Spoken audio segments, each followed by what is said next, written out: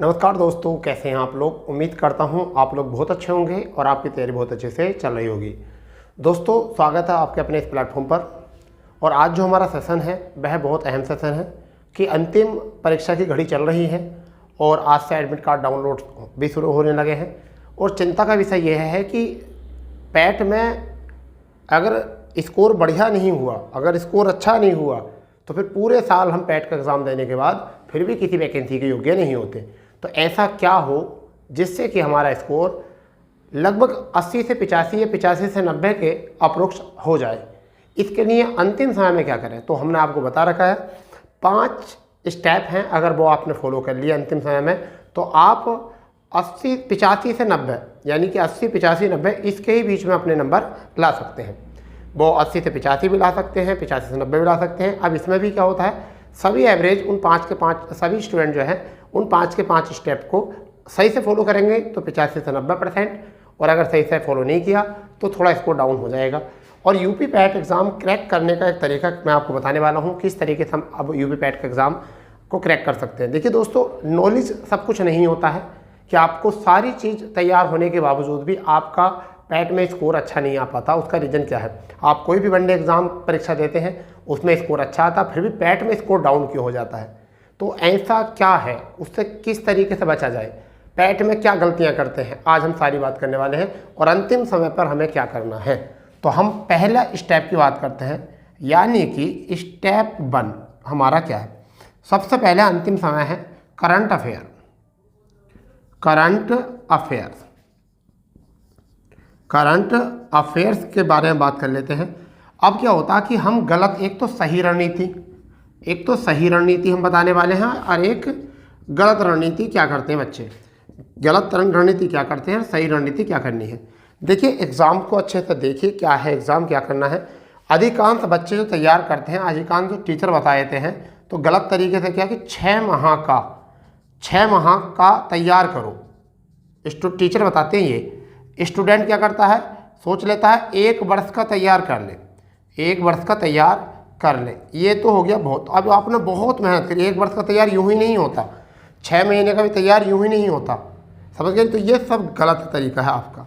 आपको क्या करना है मैं आपको बताता हूँ। जैसे कि एग्ज़ाम आपका है, एग्ज़ाम आपका यानी कि अक्टूबर चल रहा है, अक्टूबर का लास्ट है, तो आप यहाँ पर क्या करेंगे, आप यहाँ करेंगे जून, जुलाई, ठीक है, और अगस्त भी 15 अगस्त, हाफ अगस्त का आप करंट अफेयर तैयार करेंगे। यानी कि जून का तैयार करेंगे, जुलाई का तैयार करेंगे और हाफ अगस्त का। तो 15 दिन तो अगस्त के तैयार कर लो और 15 दिन आप मई के तैयार कर लो, 15 दिन अंतिम मई का तैयार कर लो। तो 1 माह तो ये हो गया, 2 माह ये, तो आपके कितने माह हो गए, 3 माह आपके हो गए। केवल आपको 3 महीने का करंट अफेयर तैयार करना है। और ये कहाँ से करें 3 महीने का, चुनिंदा टॉपिक बाय टॉपिक। तो आप देखिए, आप प्लेलिस्ट बना दी गई है, आपकी यूपी पैट की प्लेलिस्ट है, उसमें ही करंट अफेयर पड़ा है, ठीक है। करंट अफेयर का मंथली जो है आपका वहाँ पर पैकेज है, आप वहाँ से उठा दीजिए, ठीक है। एक क्लास आपको कल पड़ जाएगी, वो मगर सितंबर की पड़ेगी, उससे कोई फ़ायदा है नहीं। सितंबर का पड़ गया, 1-2 क्वेश्चन आया वो भी नहीं आने का, समझ गए नहीं। तो आपको जो काम करना है वो इस वाले पर करना है कि मतलब आप PCS का पेपर उठा के देख लीजिए, या अभी जूनियर असिस्टेंट का पेपर हुआ तो उसमें करंट अफेयर उठा के देख लीजिए। जो भी पेपर बनता है उससे 2 माह पहले का ही करंट अफेयर आपसे पूछा जाता है, या फिलहाल में 1.5 महीने पहले करंट अफेयर पूछा जाता है अधिकांश एग्जामों में। तो आपको सही तरीका तो ये करना, तो इसे कहते हैं स्मार्ट स्टडी, इसे कहते हैं स्मार्ट स्टडी, इसे कहते हैं स्मार्ट स्टडी, और इसे कहते हैं हार्ड स्टडी। इसे क्या कहते हैं, हार्ड स्टडी। क्या कहते हैं, हार्ड। इसे कहते हैं स्मार्ट वर्क, इसमें क्या कहते हैं, स्मार्ट वर्क, और इसे कहते हैं हार्ड वर्क।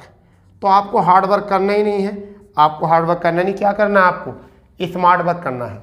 तो करंट अफेयर में हो गया ये। फिर करंट अफेयर में क्या काम करना है, जितने भी स्वास्थ्य से जुड़ी हुई बातें हैं, जितने भी आपकी साइंस एंड टेक से जुड़ी हुई बातें हैं, जितने भी महिला सशक्तिकरण से जुड़ी बातें हैं, वो 3 तैयार करनी है आपको। टेक, साइंस एंड टेक तैयार करना है, वुमेन पावर बात तैयार करना है, वुमेन का तैयार करना है, और आपका स्वास्थ्य को लेकर आपको करना है, स्वास्थ्य को तैयार करना है। और जो भी यूपी में फर्स्ट हो, यूपी में जो भी प्रथम हुआ है, देश में जो भी प्रथम हुआ है करंट में, उन चीज़ों को जरूर देख के जाओ इन 3 महीने में, पूरे साल का नहीं, इन 3 महीने का। तो ये तो था चरण 1। आपको इस चरण 1 की तैयारी ये करनी है, ठीक है भाई। चरण 2 क्या है?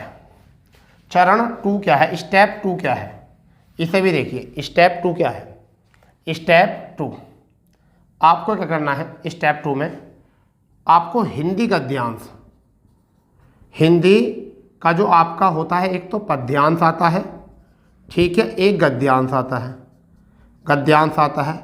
इसमें आपको शीर्षक की प्रैक्टिस करनी है, शीर्षक की प्रैक्टिस करनी है। और शीर्षक की प्रैक्टिस कब होती? जो पैराग्राफ के, जो ग्राफ के प्रारंभ व अंत में दिया होता है, वही उसका क्या होता है? शीर्षक होता है, वही इसका क्या होता है? शीर्षक। और इस पर क्या करना है? आपको ज़्यादा प्रैक्टिस करनी नहीं है, ज़्यादा प्रैक्टिस नहीं करनी है, केवल 8 से 10 करो, 8 से 10 की प्रैक्टिस कर लो इस पर, तो भी ये नंबर बढ़ा देगा। क्योंकि हिंदी में 5 नंबर का पद्यांश, 5 का गद्यांश और आपका लगभग ऐसा मान करिए 5 का जो है व्याकरण, तो 15 नंबर का जो है हिंदी पोर्शन है, 15 नंबर का जो है हिंदी पोर्शन है। स्टेप 2 ये हो चुका है।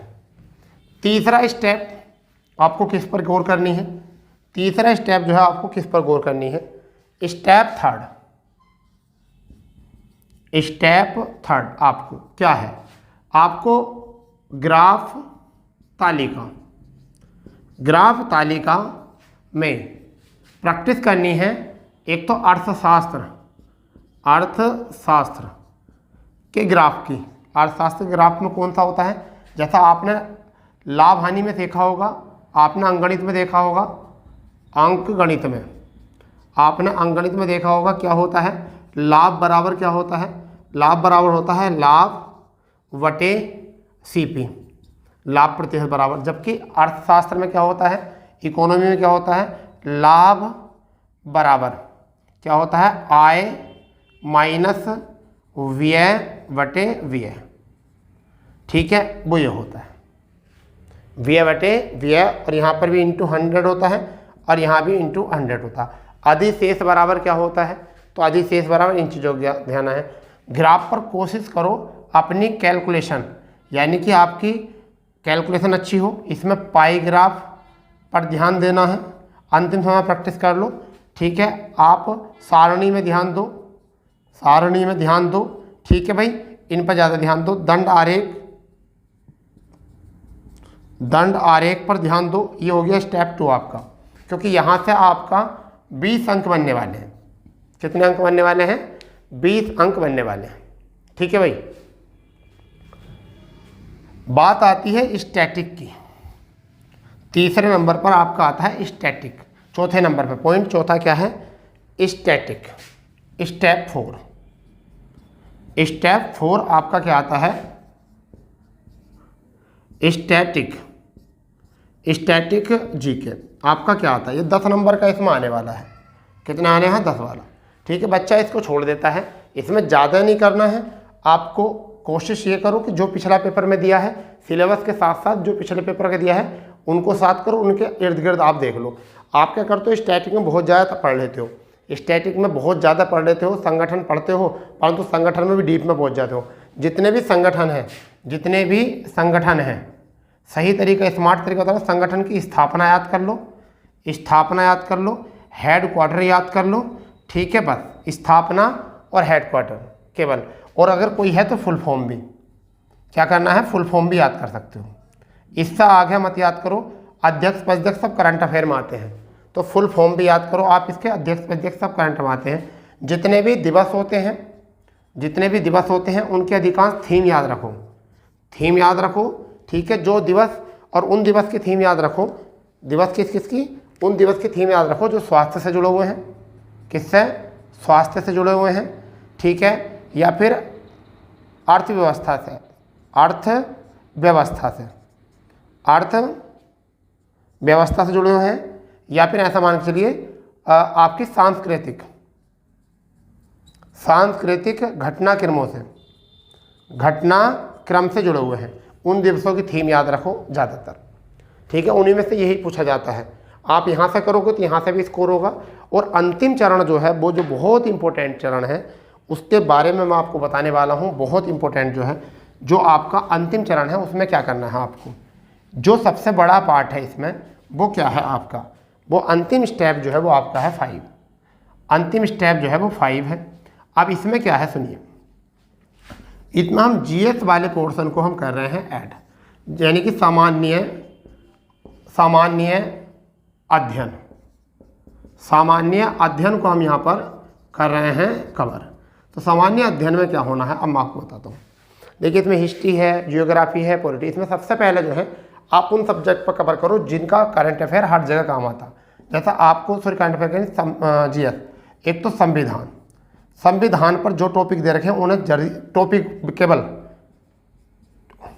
टॉपिक केवल किसके, पैट के, इसको कम भूलते हैं बच्चे, ठीक है। आधुनिक इतिहास, आधुनिक इतिहास, इस पे पहले गौर करो क्योंकि इसका ज़्यादा करंट अफेयर नहीं होता। इसके बाद में आप इकोनॉमी, अर्थव्यवस्था पर थोड़ा ज़्यादा ध्यान दो। ये भी पुराना है सारा, इसमें कुछ चेंज नहीं होता, ठीक है। टॉपिक वाइज टॉपिक पढ़ना है यहाँ से, ठीक है भाई, टॉपिक वाइज टॉपिक पढ़ना है यहाँ, ठीक है। रही बात यहाँ से अर्थव्यवस्था के बाद में संविधान हो गया आपका, अर्थव्यवस्था हो गई, पॉलिटी हो गया है आपका, ठीक है। और आप पॉलिटी, अर्थव्यवस्था और आपका भूगोल, क्या आपका भूगोल में इंडियन ज्योग्राफी पे गौर करो। इंडियन ज्योग्राफी पर जो है आप ज़्यादा फोकस करो, ज़्यादा दूर मत जाओ। अंतिम समय भटकना नहीं, ये भी पढ़ लो, ये भी पढ़ लो, ये पढ़ो, ठीक है। जो भी सिलेबस है, ठीक है, आप सिलेबस पर कमांड करके उसकी बार बार रिवीजन करिए। और कोर्स को 5वें स्टेप में आपको बता रहा हूँ, कोर्स को आप पेपर